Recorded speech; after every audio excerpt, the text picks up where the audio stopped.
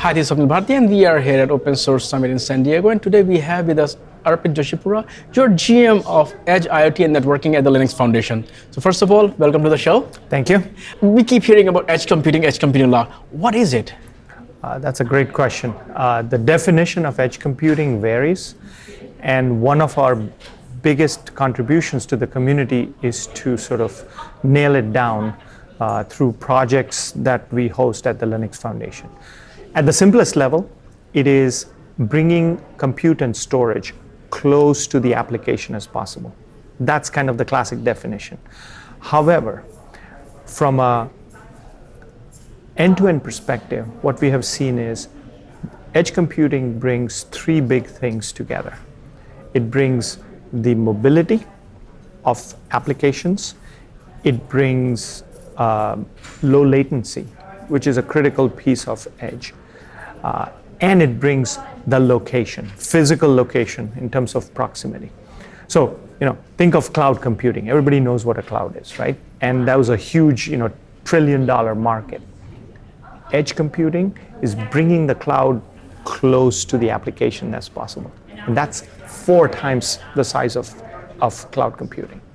And what was the drivers that are leading to edge computing? One thing that when you talk about cloud, providers, they are good at cloud, but when you look at telcos, they have the all the over edge because they have all the tower. So, talk about the drivers for edge compute essentially fall into one simple formula, and that is convergence of 5 technologies. So, what has happened is there are 5 technology building blocks that all have matured at the same time. And that is leading to this whole phenomenon of edge computing. So let me tell you which 5. The first one is 5G. 5G, the biggest value that it brings for edge computing is low latency. We're talking less than 20 milliseconds of response time for an application. You could be recording this video from India, and you would not see anything. Right now, of course, there will be transmission delays, but from a latency perspective, that's like the number one technology. The second technology is containers and microservices. So the value of that is you can write portable edge applications and move it anywhere you want.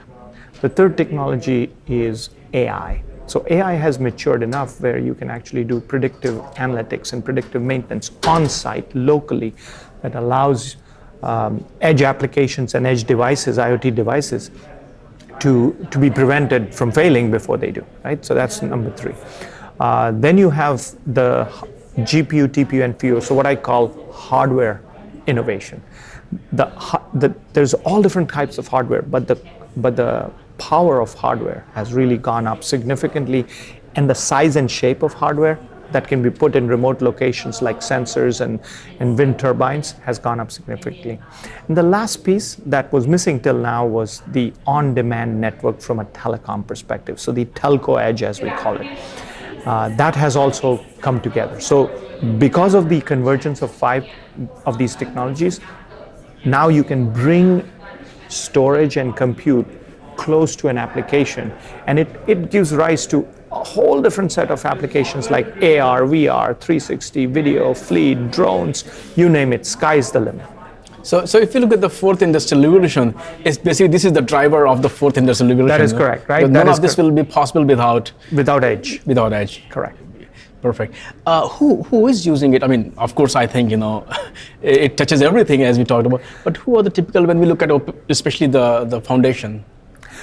So what is happening is there are specific vertical markets that are ready to take advantage of the edge compute power, right? And if I start off with the top 5 list, it's really around manufacturing. So the manufacturing vertical with their need for edge compute location closer to their factories. So manufacturing is big. Oil and gas is another big user of edge computing. The next one is retail. Huge investment in retail edge. As they start making physical stores and physical connectivity very close to the online connectivity, right? So retail is big. Then you have the automotive, fleet, transportation, that whole industry with connected cars and things like that. So we always say, if you summarize the killer apps, they're essentially in two categories. That's every app that is kind of video, but it's not like YouTube video, it's non-traditional video. Or it is a device that is connected and moves, but it's not a phone, right? So if you take those two categories, those are the drivers or killer apps for the edge compute. Okay. And what role is the foundation playing in helping these industries or to leverage each other's technologies at the same time, come together and collaborate? Linux Foundation announced an umbrella project called LF Edge that brings the fragmented edge markets together. And here we're talking cloud edge, IoT edge, telecom edge, and enterprise edge. Each of these vertical markets have their definition and their frameworks and their connectivity. And so we created or launched LF Edge to bring these together. And we were very excited because it was it was launched with 60 founding members, which is the largest it has been ever. And today we are over 70 plus members. We have 5 projects. The projects are ranging from on-prem virtualization called Eve to home edge projects to EdgeX Foundry, which is an IoT framework, to Acrano Edge Stack, which kind of brings two things. It brings the telecom use case and it brings end-to-end blueprints across the entire edge stack. So we have 5, plus there are 2 more incubation projects and another 10 in pipeline.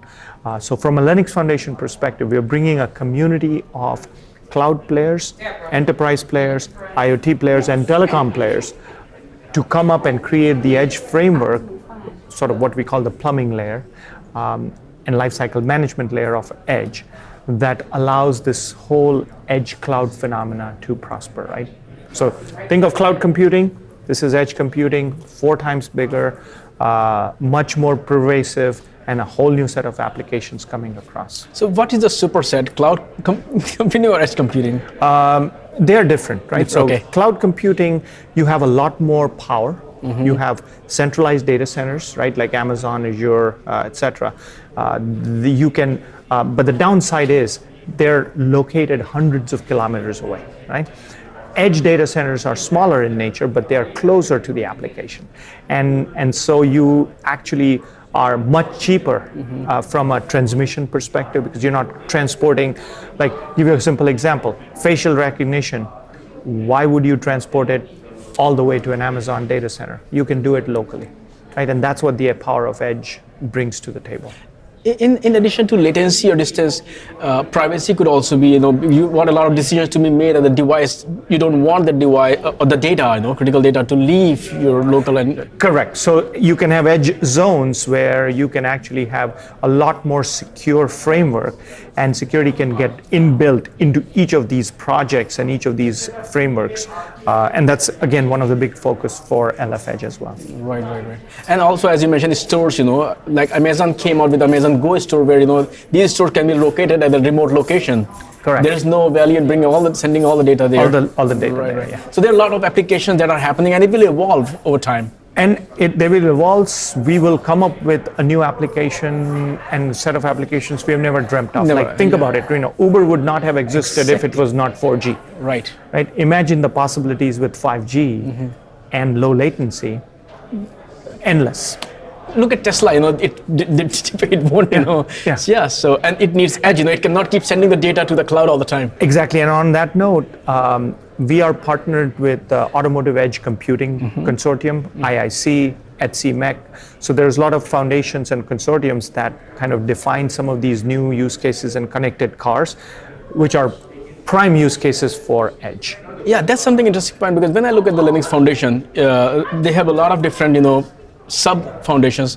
But the thing is, today's world, the reason I like this open source summit, you see all the people from different places come together. Because you can have your own small silos, in the networking or edge, but you don't work in isolation, You have to, They are all integrated. So that's actually a very good question. So for example, if you look at Kubernetes, that's the cloud infrastructure and orchestration. Or if you look at ONAP, that is on the networking side. Both of these projects collaborate with Edge. So there's a zero-touch provisioning of a telco through Edge Acrano project using ONAP, right? And there is a container-based Kubernetes orchestration for a blueprint in Acrano as well, right? So they collaborate. Automotive Gate Linux, for example, will collaborate with the connected cars and Edge. So there's clearly a lot of collaboration between projects. Collaboration and cross-pollination. And cross-pollination, yes. When you work with all these vendors, and all those communities, first of all, what are the trends that you're seeing in the market? And new trends or new opportunities also bring challenges. So can you touch about these two pieces? Yeah, so I think the biggest challenge that our community wants to solve right now is avoid and increase fragmentation. Okay, so LF Edge is the place to unify these frameworks. So this is the only place you will see that you have pretty much all the infrastructure vendors joining. You have cloud players like Tencent and Baidu, and they are participating, contributing projects.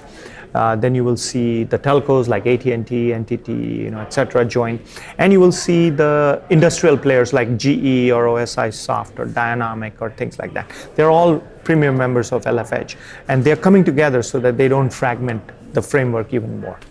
So that's kind of the biggest thing, and that's how LF Edge is solving it. And soon we'll be seeing you again at the Open Networking Summit. Correct. So what should people look forward to? So the biggest thing people should look forward from an ONS perspective, or Open Networking Summit that's coming up in Antwerp on September 23rd, is that we have redesigned this with 5 tracks. So we have an entire track dedicated for Edge, an entire track dedicated for AI, same thing with cloud native, DevOps, and obviously service providers.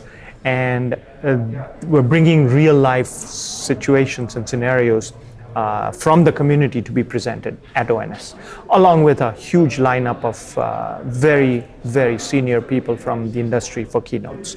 So we're looking forward for the Antwerp, Belgium show on September 23rd. So Arpit, thank you so much for sitting down with me today. And I look forward to seeing you at the Open Networking Summit. Thank you. Looking forward. Thank you.